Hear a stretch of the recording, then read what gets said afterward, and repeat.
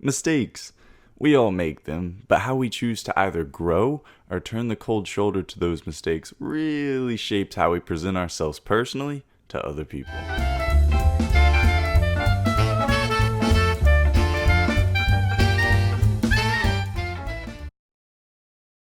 I'm sorry. These are maybe some of the easiest or some of the hardest words you will have to say to another person.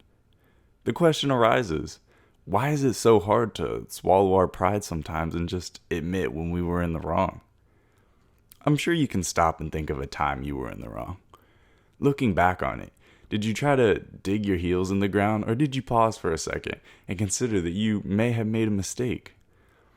Some might say they were in the right and the other person just didn't understand that. Others might say they stopped and apologized. But most of us meet in the middle.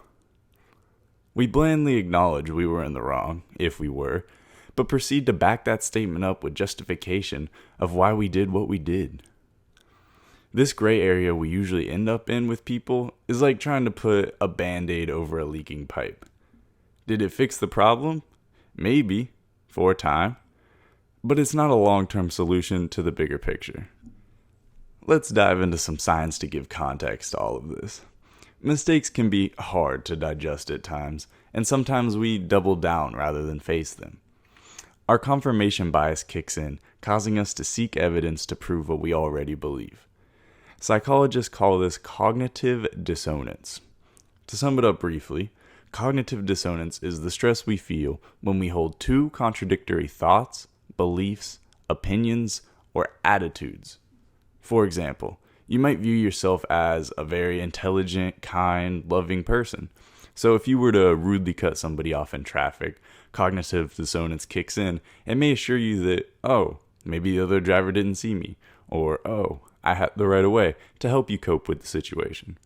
Quote, cognitive dissonance is what we feel when the self-concept of, I'm smart, I'm kind, I'm convinced this belief is true, is threatened by data that shows what you just did wasn't very smart, wasn't very kind, or wasn't very true. That was Carol Travis, a co-author to the book Mistakes Were Made, but not by me. When we apologize for being wrong, we have to accept this dissonance, therefore making it a very unpleasant experience. Research even proves that crossing your arms and sticking to your guns can make you feel more powerful and self-assured than someone who admits to being in the wrong. And that right there is the root cause of the problem to someone who has such a hard time admitting they were wrong. This positive feedback loop allows people who frequently challenge the accusation of being in the wrong a feeling of clash, as it's not about being correct or incorrect anymore. It poses a direct threat to their ego, and they will combat it in whatever way they see fit. Now, I'm not here to bore you with the psychological breakdown of the above-average stubborn person, but how to turn that stubbornness into a flourishing relationship with the other person.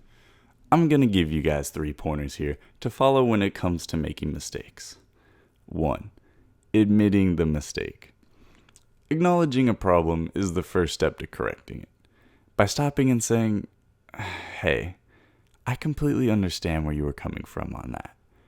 I took some time to self-evaluate and really look at myself, and I can see where you would have a problem. I wish to correct all this and make it better. Congratulations, you have just turned a minor slip-up on your part into a deep respect the other person has formed towards you. Can I say this will happen 100% of the time? No. But I rationally believe that all of us have an entry level of understanding and forgiveness that an apology as simple as that can save a potentially toxic argument and allow you to grow closer with that person. Point number 2. Look at the mistake as the first step on the road to a solution. Don't allow a mistake to get to you any more than it needs to.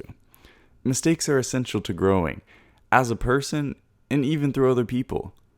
Mistakes can give us opportunities to voice our concerns about what is and isn't okay. This furthermore incites trust and respect between the two people. Point number 3. Knowing that the mistake was only negative if you didn't acknowledge it. If the mistake ended in conflict or passive-aggressive tension, nothing truly got solved. Understanding that and elaborating on the mistake and how it made the other person feel ties back into point 1 and 2 by turning the mistake into a misunderstanding that can be corrected and fixed so both parties can be satisfied with the outcome. Those are the 3 biggest tips I would give to someone who is looking to turn these hostile exchanges between them and another into a road of growth and understanding. I'll leave y'all on this, and this is important, so pay attention. People are often more forgiving than you might think. Traits like honesty and humility make you more human to the other person, therefore more relatable.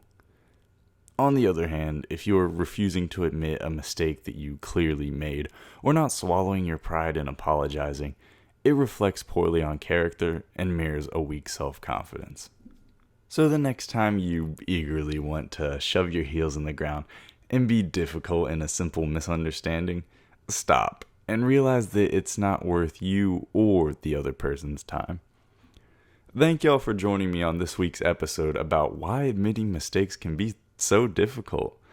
I hope you learned something, and maybe if you know someone who can be difficult at times, feel free to relate them back to this episode.